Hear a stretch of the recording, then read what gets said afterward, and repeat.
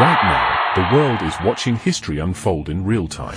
Biafra, officially declared restored on November 29, 2024, during a groundbreaking conference in Finland, is making headlines as it pushes for global recognition. With Trump's administration kicking off, the eyes of Biafrans and the world are squarely fixed on Washington, D.C. But hold on, have you ever wondered, what if Biafra had gained independence back in 1967? Right now and right here, let's give you the inside details. The cry for survival. First things first, Biafra's declaration of independence on May 30, 1967, wasn't just political theater. It was a cry for survival.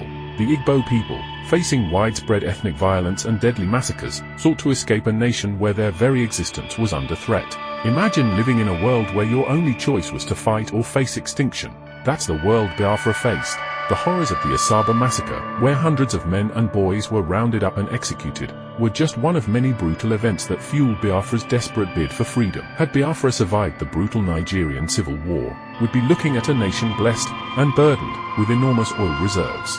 Think of Port Harcourt, the heart of Nigeria's oil industry, transformed into an African Dubai, a bustling economic hub glittering with skyscrapers and financial powerhouses. The region's Bonny-like crude oil, one of the world's most sought-after petroleum grades, would have positioned Biafra as an energy titan. But remember, with great oil wealth comes even greater geopolitical meddling. History tells us the Cold War superpowers wouldn't have sat quietly on the sidelines. Geopolitical chess. Britain backed Nigeria. But what if the USSR or China had supported Biafra? Picture a scenario resembling the Cold War battlegrounds of Angola or Congo, where ideology and resources collided in deadly conflict. Biafra would have been the kingpiece on a global chessboard, with Africa's future at stake.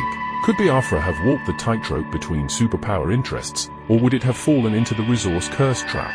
Just look at Venezuela, where vast oil wealth failed to translate into lasting prosperity due to corruption, poor governance, and political instability. Wealth alone doesn't guarantee prosperity. Governance, innovation, and vision are the real game changers. Imagine how Ojukwu's leadership might have evolved under a successful independence scenario. Would he have built a model of democratic governance, or would the pressures of external interference have led to authoritarian rule? The history of nations like Libya under Gaddafi and Iran post-1979 shows how external influences can shape the course of newly independent states. Hope restored. But here's where things get exciting. Hope is alive. In 2024, Biafra was restored, and today it's charting a new course toward recognition and prosperity. With modern technology, stronger international alliances, and a treasure trove of lessons from history, Biafrans stand on the brink of a golden era.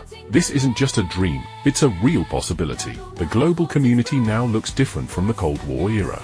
International platforms like the United Nations, African Union, and trade blocs like AFCFTA offer Biafra new avenues to engage diplomatically and economically. A nation of innovation. Imagine a nation with vast oil reserves, strategic coastline access, and a people known for their indomitable entrepreneurial spirit. That was Biafra in 1967. If independence had taken root, Port Harcourt could have rivaled Dubai or Singapore as a global trade hub. With the Igbo people's renowned business acumen, Biafra might have spearheaded Africa's industrial revolution. Asaba, known for its industrious small-scale industries, could have evolved into a manufacturing capital, exporting goods across the world. Imagine a tech-driven economy, with wealth built not only on oil, but on renewable energy, agriculture, and cutting-edge technology sectors. A beacon of African excellence, where opportunity meets resilience. Regional powerhouse. You know the saying, if you want to go fast, go alone. If you want to go far, go together. A thriving Biafra could have forged powerful trade alliances with other African nations, from Ghana to South Africa. Instead of war, picture Lagos and Enugu as partners, building a prosperous West Africa together. Imagine a West African trade corridor rivaling the ASEAN bloc, driven by economic cooperation, shared infrastructure, and cultural exchange. Innovative startups, major trade ports, and a Pan-African financial network could have flourished, transforming the region into a magnet for global investment. The future beckons. So, what do you think? Will Biafra become Africa's next economic powerhouse? Can its restoration inspire a new wave of political and economic freedom across the continent? Share your thoughts in the comments. We'd love to hear from you. Welcome back to Globalysis. Don't forget to subscribe and hit that like button. It helps the algorithm bring this kind of content to more curious minds. Stick around, the best is yet to come. Until the next episode, see you right there and right then.